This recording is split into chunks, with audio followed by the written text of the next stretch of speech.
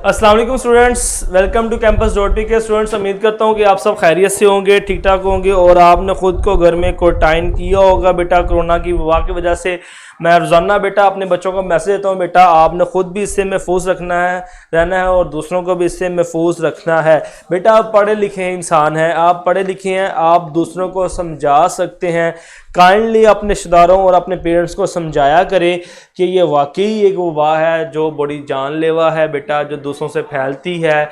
इससे महफूज रहें, इससे बचें, प्रिकॉशंस करें और सबको इससे महफूज रखें। ओके, चलें बेटा, कल की क्लास के अंदर हमने क्वेश्चन नंबर 2 और क्वेश्चन नंबर 3 का अनफॉर्चुनेटली सिर्फ हम एक पार्ट ही कर सके थे, वो हमने किया था। अगर किसी बच्चे को इसके अंदर प्रॉब्लम या इशू हो तो बेटा आप शेयर कर सकते हैं। ओके, जल्दी से बेटा 1 से 2 मिनट ले लें। अगर किसी बच्चे को इशू, कमेंट्स नहीं आ रहे, अगर किसी बच्चे को इशू या प्रॉब्लम है तो बेटा आप मुझसे शेयर कर लें। और दूसरा बेटा मैं आपसे बात ये करना चाह रहा हूँ कि बेटा देखो, जब मैं पढ़ा रहा होता हूँ तो आप कोई क्वेश्चन मत पूछा करें, आपस में बातें मत किया करें। इससे ये क्या होता है कि मेरी तवज्जो बेटा हटती है, आपकी तरफ आती है और जो चीज़ मैंने आपको बतानी होती है इंपॉर्टेंट चीज़ वो रह जाती है।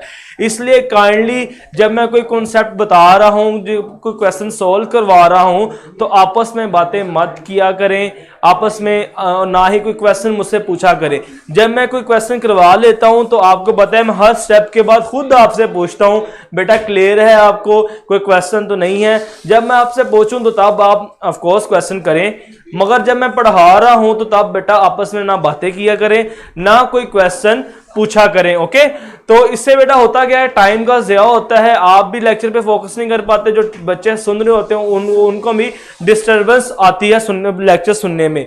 इसलिए काइंडली बेटा मैं सिर्फ आपको आज का दिन दे रहा हूं, अगर आप आज का दिन सही तरह चलोगे तो कल भी मैं आपको इसी तरह ही पढ़ाऊंगा, नहीं तो अदरवाइज बेटा मैं आपकी चैट हाइड कर दूंगा और मैं अपना पूरा टॉपिक पढ़ाने के बाद लास्ट पे जाके आपसे पूछूंगा बेटा क्लियर है या नहीं है। इसमें नुकसान आपका होगा, क्वेश्चनिंग पूछने का टाइम आपको कम मिलेगा। दूसरा, जिस चीज के बारे में आप क्वेश्चन कर रहे होगे वो मैं तब तक रेस कर चुका हूँ, फायदा कोई नहीं।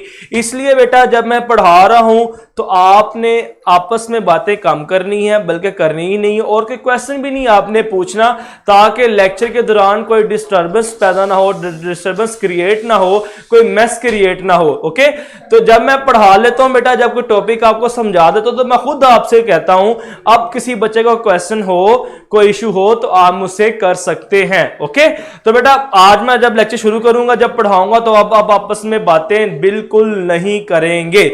अगर ऐसा किया तो मैं कल से चैट को हाइड कर दिया करूंगा, तसल्ली से अपना लेक्चर पढ़ाऊंगा, लास्ट 1-2 मिनट में ऑन करूंगा चैट और पूछ लूंगा बेटा क्वेश्चन है तो मुझे बता दें।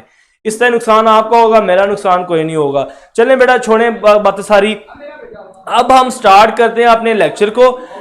जब मैं पढ़ाना शुरू कर दूंगा तो काइंडली आप आपस में बातें मत कीजिएगा। स्टार्ट करते हैं बेटा। कल क्वेश्चन नंबर 3 का पार्ट नंबर 1 हमने किया था, आज सेकंड उसका पार्ट करते हैं। थर्ड खुद आप प्रैक्टिस के लिए दूंगा और उसके बाद फिर हम डोमेन और रेंज पे चले जाएंगे।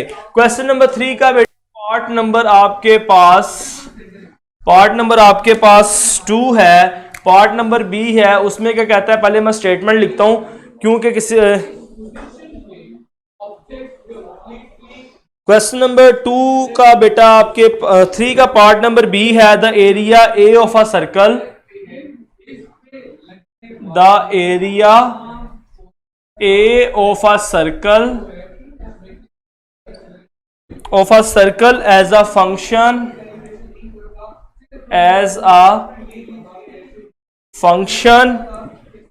ऑफ इट्स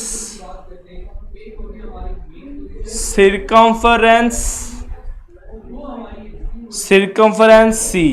हमने क्या करना है, हमने बेटा एक्सप्रेस करना है एरिया को as a function of its circumference। अब सर्कल का एरिया क्या होता है, सॉल्यूशन में पहले लिखेंगे जी, एरिया ऑफ सर्कल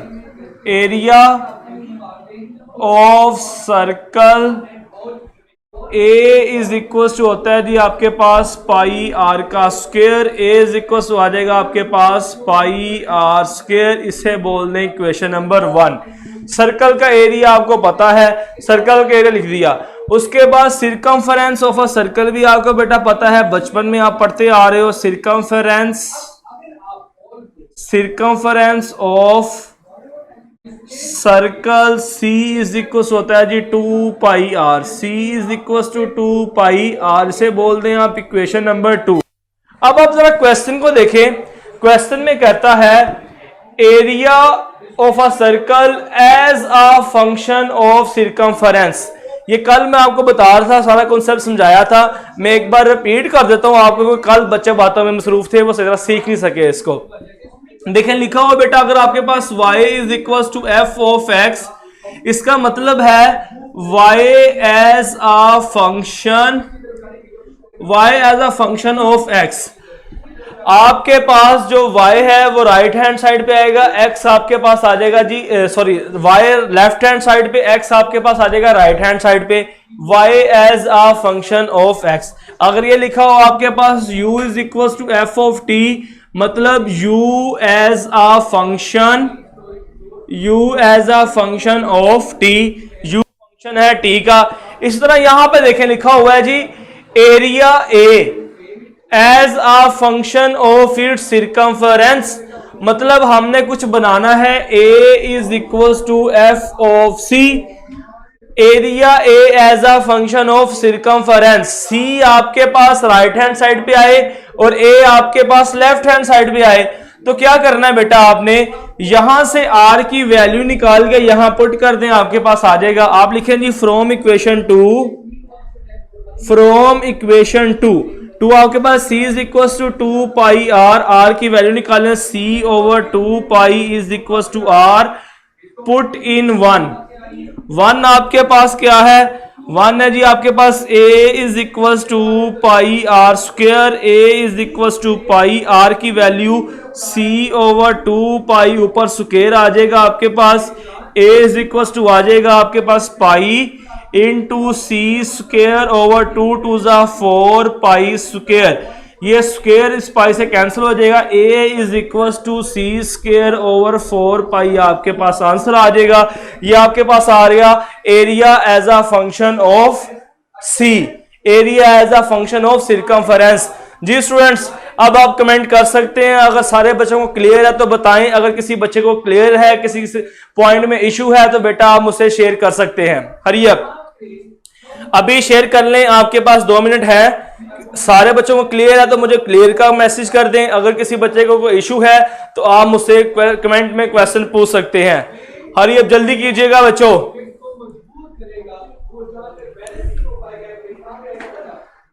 जल्दी से बेटा कमेंट्स में क्वेश्चन पूछ लें अगर किसी बच्चे को कोई इशू है तो।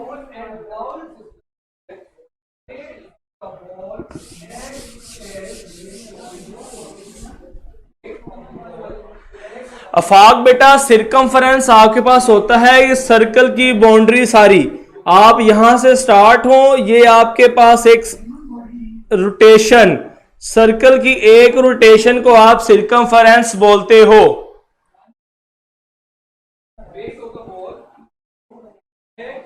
सिरकमफेरेंस बेटा आपके पास सर्कल की बाउंड्री है, एक चक्कर लगा के आओ तो ये लेंथ आपके पास सिरकमफेरेंस होता है, जिसको पेरीमीटर ऑफ सर्कल भी आप बोलते हो। एक बच्चे ने कहा सर बता दें इंडिपेंडेंट वेरिएबल और डिपेंडेंट वेरिएबल क्या होता है। डिपेंडेंट वेरिएबल बेटा आपको होता है जिस तरह आप एक डिपेंडेंट वेरिएबल हैं with respect to your parents, आप अपने पेरेंट्स पे डिपेंड करते हैं, आपने जो भी काम करना अपने पेरेंट्स से पूछना है, तो आप डिपेंडेंट वेरिएबल हैं, आपके पेरेंट्स इंडिपेंडेंट हैं, उन्होंने आपसे कुछ पूछे, उन्होंने खुद अपनी मर्जी में जो आना है उन्होंने वही करना है। इसी तरह फंक्शन के अंदर होता है डिपेंडेंट और इंडिपेंडेंट वेरिएबल, जो किसी दूसरे वेरिएबल डिपेंड करे वो डिपेंडेंट, जो डिपेंड ना करे वो आपके पास इंडिपेंडेंट होता है। अहमद कह रहा है सर इक्वेशन नंबर 2 से बता दें। बेटा देखें जी फ्रॉम इक्वेशन 2 हमने इक्वेशन 2 से r की वैल्यू फाइंड की, 2 पाई यहां मल्टीप्लाई हो रहा है, इधर आके डिवाइड हो गया, c over 2 pi is equal to r आ गया, फिर पुट कर दिया इन इक्वेशन 1। इन इक्वेशन 1 हमने r की वैल्यू पुट कर दी, पाई r की थी c ओवर 2 पाई, ऊपर स्क्वायर तो स्क्वायर आ गया, देन इसको सिंप्लीफाई किया तो आपके पास a is equal to c square over 4 pi आ गया। ओके चले बेटा नेक्स्ट हम मूव करेंगे। आप सब बच्चों को क्लियर है, किसी बच्चे का इशू तो नहीं कोई रह गया?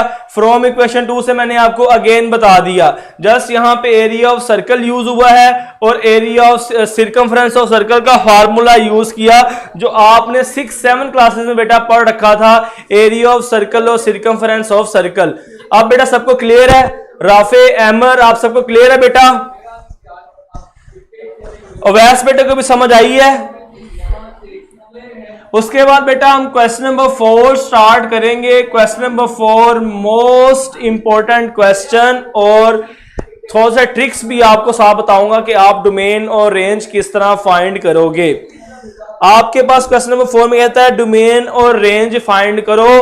पहला पार्ट है आपके पास g of x is equals to 2x minus 5। जी बेटा क्वेश्चन नंबर 3 इंपॉर्टेंट है, इसका जो पार्ट 3 है अब आप खुद उसको प्रैक्टिस करेंगे। चले बेटा क्वेश्चन नंबर 4 सुने, उसमें बोलता है जी आपने डोमेन और रेंज बतानी है। अब आपने जरा गौर से बात को सुनना है, डोमेन क्या है और रेंज क्या है। अब सारे बेटा रुक जाएं, डोमेन और रेंज सीखें जरा क्या है। आपके पास बेटा एक जूसर मशीन है, आप जूसर मशीन के अंदर आम डालो और कहो जी आम का शेक आपके पास आ जाए, तो आपके पास जूसर मशीन की डोमेन में नहीं आता कि वो आपको किसी चीज का शेक बना के दे, वो तो सिर्फ आपको जूस ही बना के देगी। मतलब शेक बनाना मैंगो का, चाहे एप्पल का, चाहे बनाना का, वो जूसर मशीन की डोमेन में नहीं आता। तो जब उसकी डोमेन में नहीं आता तो वो जूस भी शेक भी बना के नहीं दे सकती। जूसर मशीन की डोमेन में क्या है कि उसने आपको जूस बना के देना है, जौन सा मर्जी फल डालने उसने आपको जूस निकाल देना, वो शेक आपको कभी नहीं निकाल के दे सकता। इसी तरह देखें यहां पे फंक्शन की डोमेन और रेंज के क्या मतलब है।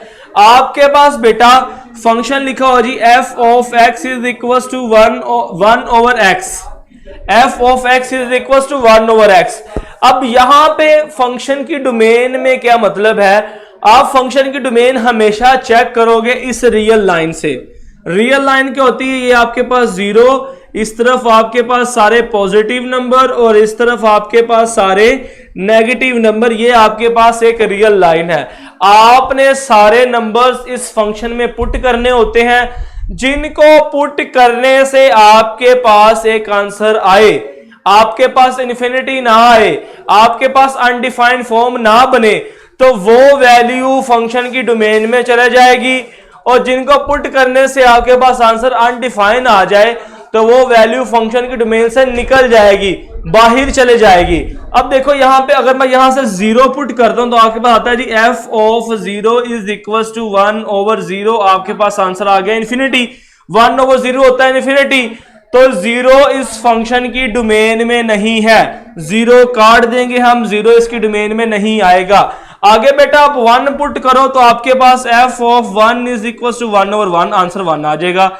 2 पुट करो तो आपके पास आंसर 1 ओवर 2 आ जाएगा। 3 पुट करोगे 1/3, आपके पास आंसर्स आते जाएंगे, ये सारी वैल्यू इसकी डोमेन में आ गई। नेगेटिव पुट करोगे तब भी आपके पास कोई ना कोई आंसर आएगा, जस्ट इसकी डोमेन आपके पास क्या होगी, रियल नंबर -0। रियल नंबर में से -0 निकाल कर दें तो इसकी डोमेन आपके पास आ जाएगी। आपने करना है रियल नंबर्स में से वैल्यूज पुट करनी है, जो तो आंसर देगा वो उसकी डोमेन में चल जाएगा, जो आंसर नहीं देगा, इन्फिनिटी देगा, 0 ओवर 0 फॉर्म देगा, वो उसकी डोमेन में नहीं आएगा। अब आपके पास ये फंक्शन लिखा हुआ है जी 2। अब आपको डोमेन निकालने में किस किस फंक्शन में मसला आएगा।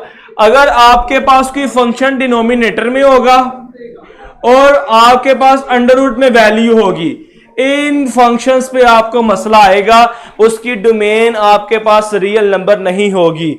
अदरवाइज आपके पास सारी की सारी डोमेन रियल नंबर होगी। अब एक ट्रिक लिख लें यहां पे, जब आपके पास ट्रिक क्या है, ट्रिक आपके पास ये है, जब आपके पास फंक्शन जो है we have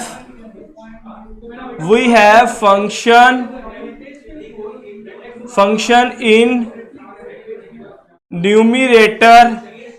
numerator only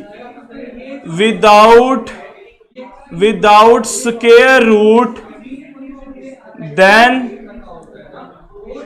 domain and range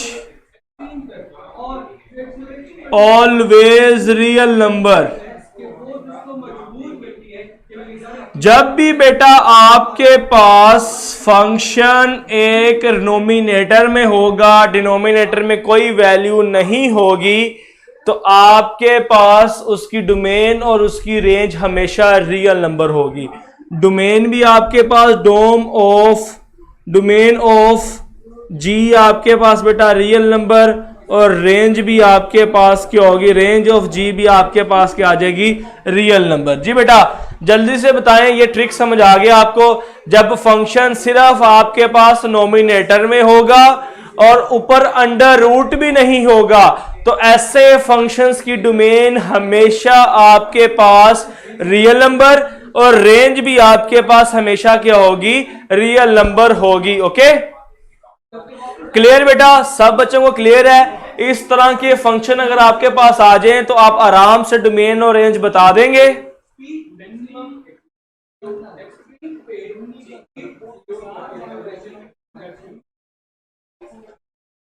clear बेटा? जब आपके पास ये लीनियर फंक्शन होगा, डिनोमिनेटर में कुछ नहीं होगा, ऊपर आपके पास अंडर रूट नहीं होगा, तो आपके पास हमेशा ऐसे फंक्शंस की डोमेन और रेंज क्या होगी, रियल नंबर होगी। ओके, चलें बेटा नेक्स्ट टाइप देखते हैं। फिर नेक्स्ट टाइप मतलब मैं टाइप इसलिए कह रहा हूं कि इससे रिलेटेड जितने भी क्वेश्चंस हों आप आराम से उनकी डोमेन और रेंज फाइंड कर लोगे।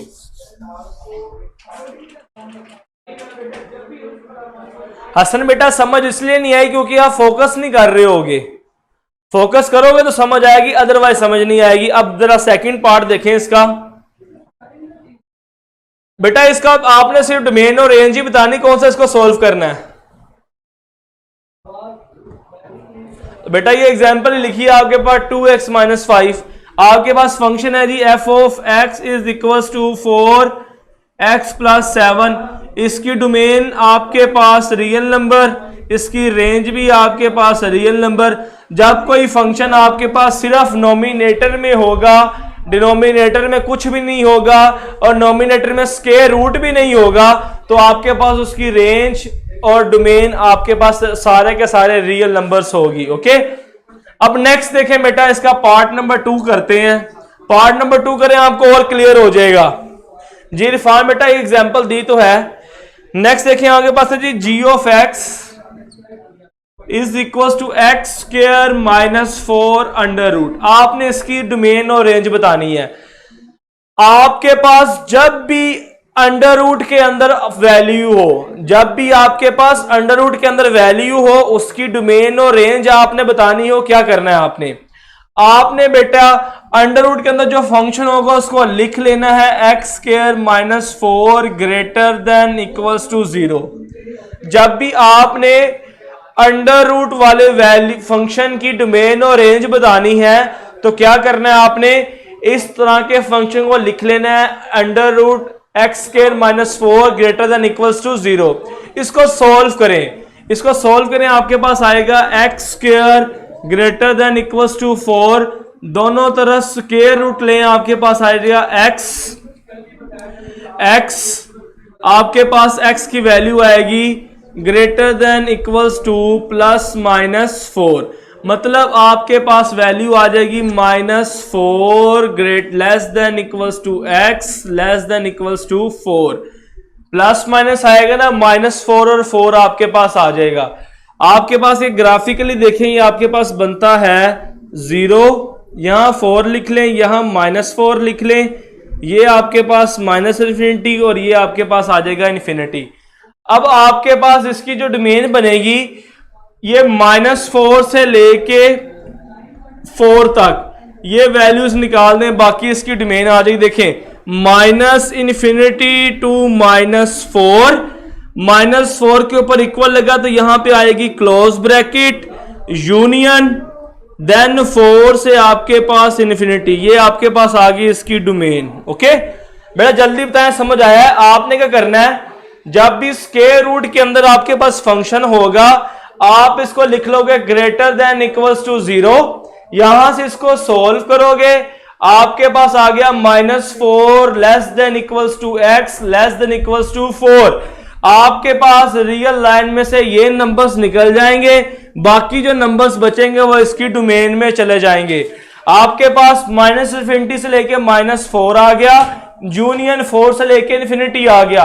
अगर यहां पे इक्वल ना होता तो ओपन ब्रैकेट आ जाती। 3 तरह की ब्रैकेट्स होती हैं, 2 तरह की होती है, एक होती है ओपन ब्रैकेट और एक होती है क्लोज ब्रैकेट। ओपन का मतलब होता है जो आपके पास इसके एंड वाली वैल्यूज हैं वो शामिल नहीं है, और क्लोज का मतलब होता है एंड वाली वैल्यूज शामिल हैं। ओके, जल्दी से बताएं बेटा, अंडर रूट वाले फंक्शन की आपको डोमेन निकालना आई है? अंडर रूट वाले फंक्शन की आपको डोमेन निकालना आई? कामरान का मैसेज है सर थर्ड स्टेप। बेटा देखो, जब आप एक्स स्क्वायर सॉल्व करोगे आपके पास इक्वालिटी है, इक्वालिटी के अंदर आपके पास -4x के पीछे आ जाएगा और 4x के आगे आ जाएगा। नेगेटिव वाली वैल्यू लेफ्ट साइड पे आ जाएगी, पॉजिटिव वाली वैल्यू राइट साइड पे आ जाएगी, और साइन आपके पास यही आ जाएगा, greater than equals to 4।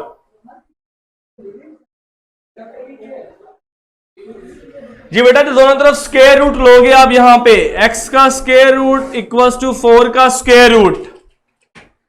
Open interval का मतलब है कि आपके पास बाउंड्री वाली वैल्यूज इंक्लूड नहीं होंगी। क्लोज इंटरवल का मतलब है बाउंड्री वाली वैल्यूज जी बेटा बिल्कुल ठीक कह रहे हो, बिल्कुल ठीक कह रहे हो। जब आप स्क्वायर रूट लोगे आपके पास 2 आ जाएगा। सॉरी बेटा, बिल्कुल ठीक कह रहे हो आप कि जब आप स्क्वायर रूट लोगे आपके पास 2 आ जाएगा, तो यहां पे आपके पास -2 आएगा, यहां पे भी आपके पास 2 आएगा। बिल्कुल ठीक कह रहे हैं आप। सॉरी, ये मैं चीज बेटा भूल गया, स्क्वायर रूट लेना। जब आप स्क्वायर रूट लोगे तो आपके पास 2 बचेगा। बिल्कुल ठीक कह रहे हैं आप जी। अरूज बेटा 2 ही आएगा, बिल्कुल ठीक कह रहे हैं। अगर इसकी मैं एक आसान एग्जांपल लूं जी, सबाहत बेटा 2 ही आएगा, बिल्कुल दुरुस्त कह रहे हैं आप सारे बच्चे, 2 ही आपके पास आएगा जी। इंटरवल बोथ साइड पर होगा। जब आपके पास स्क्वायर रूट वाला फंक्शन होगा, इसको लिख लोगे आप ग्रेटर देन इक्वल्स टू 0। इसको आप सोल्व कर लोगे, सोल्व करने के बाद आपके पास जो वैल्यूज आएंगी वो इसकी डोमेन में नहीं आएंगी, अदरवाइज सारी वैल्यूज इसकी डोमेन में चले जाएंगी। जी बेटा, आपके पास इन्फिनिटी के ऊपर हमेशा ओपन ब्रैकेट आती है, इन्फिनिटी के ऊपर हमेशा ओपन ब्रैकेट आती है, और ये क्लोज ब्रैकेट इसका मतलब है 2 शामिल है इसकी डोमेन के अंदर। जी बेटा, फर्स्ट क्वेश्चन में स्क्वायर रूट नहीं था तो इसलिए हमने इसको इस तरह सॉल्व नहीं किया।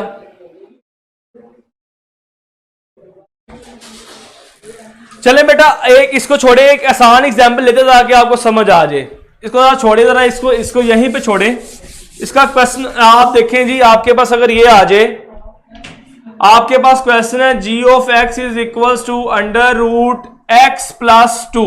जरा इसको बैक एंड पे रहने दे, यहां पे देखें आपके पास बेटा लिखा हुआ है जी g of x is equals to under root x plus 2। Under root x plus 2 लिखा हुआ है बेटा आपके पास। बेटा जरा इसको जरा 1 मिनट छोड़ दें। डोमेन और रेंज का कॉन्सेप्ट काफी टफ है, 2-3 लेक्चर्स लगेंगे, इसको हम कर लेंगे, सीख लेंगे। जरा 1 मिनट वेट कीजिए, जरा यहां पे देखिएगा। आपके पास है जी g of x is equal to under root x plus 2। आपके पास है जी g of x is equal to under root x plus 2। Square root के अंदर फंक्शन है, तो आप क्या करोगे, स्क्वायर रूट वाली वैल्यू को लिख लोगे x plus 2 greater than equals to 0। आपके पास ग्रेटर देन इक्वल्स टू 0 आ गया। आप इसको सोल्व करें, आपके पास आ जाएगा x greater than equals to -2।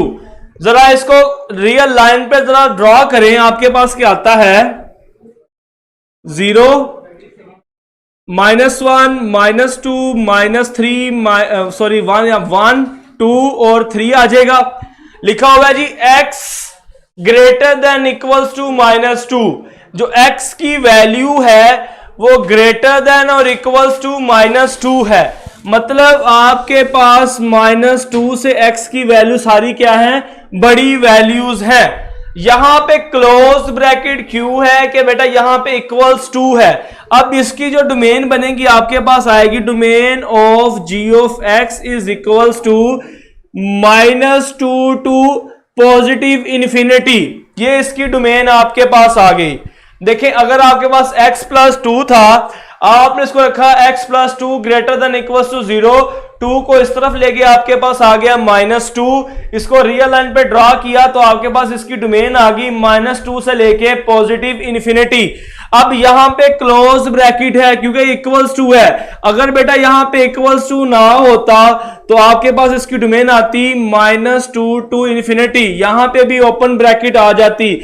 यहां पे इक्वल्स टू होगा तो ब्रैकेट क्लोज, ओपन होगा तो ओपन ब्रैकेट। ये इसकी आपके पास आई डोमेन। जल्दी से मुझे सारे बच्चे बताओ, ये समझ आया बेटा आपको? ये वाली एग्जांपल, ये टिक वाली एग्जांपल जल्दी कीजिएगा जी। अहमद बेटा अब आपको ब्रैकेट की समझ आनी चाहिए। अगर आपके पास यहां पे क्लोज होगा तो ये वाली ब्रैकेट आएगी, ओपन होगा तो ये वाली ब्रैकेट आएगी, और इन्फिनिटी के ऊपर हमेशा ओपन ब्रैकेट ही आती है। जी निहाल बेटा क्या पूछना चाह रहे हैं आप?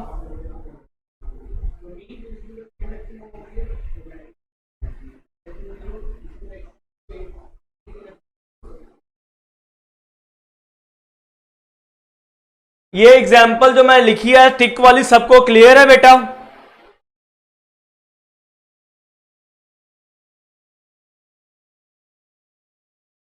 अब देखें आपके पास जब अंडर रूट के अंदर फंक्शन होगा तो ऐसे फंक्शन की रेंज हमेशा आपके पास 0 टू इन्फिनिटी होगी।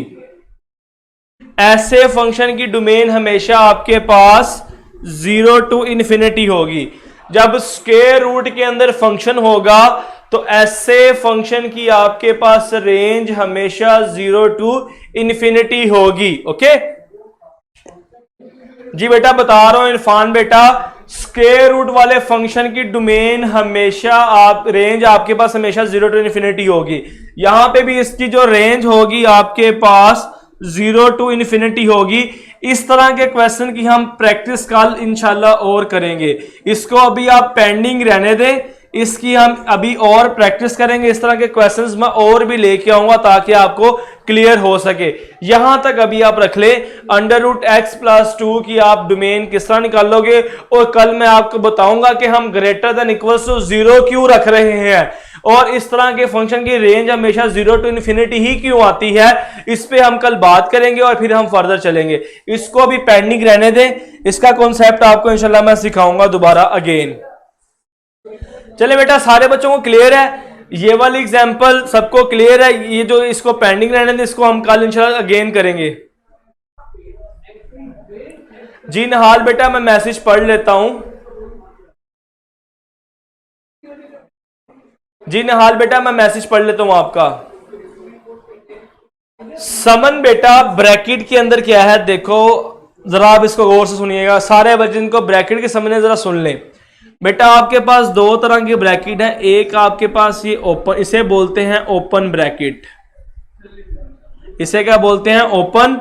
और ये आपके पास है ब्रैकेट से बोलते हैं क्लोज, इसे बोलते हैं आप क्लोज।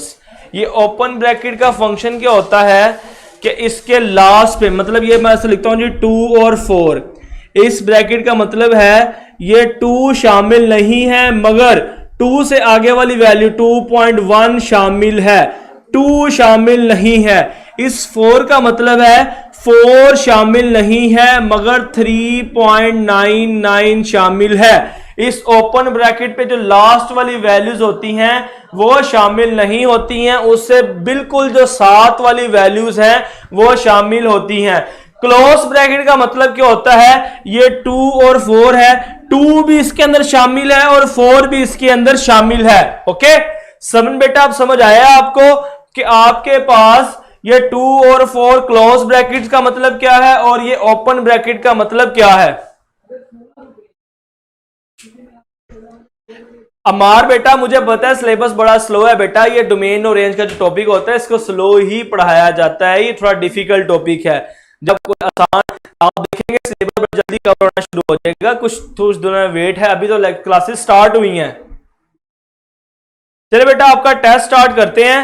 होपफुली आपको ये डोमेन और रेंज का कॉन्सेप्ट समझ आया होगा, थोड़ा सा समझा पाया होगा आपको। डिफिकल्ट है टॉपिक, मगर इंशाल्लाह आप इसको आपको आ जाएगी। 2 लेक्चर लगेंगे, आज का लेक्चर तो लग गया है, कल और परसों का लेक्चर भी इसके ऊपर लगेगा, तो आपको इसकी कंप्लीट समझ आ जाएगी। टेस्ट आपका स्टार्ट है बेटा। Euler is an dash mathematician. Euler कौन सा मैथमेटिशियन था? स्विस था, फ्रेंच था, जर्मन था या अमेरिकन था? नेक्स्ट आपके पास notation f of x is equal to x square minus x, then f of minus 2। F of minus 2 किसके इक्वल आएगा? नेक्स्ट एमसीक्यू है in y is equal to F of x set of elements y are called. y को क्या बोलते हो? Domain, range, independent variables या फिर none of this. MCQ number 4 sine alpha minus sine beta is equals to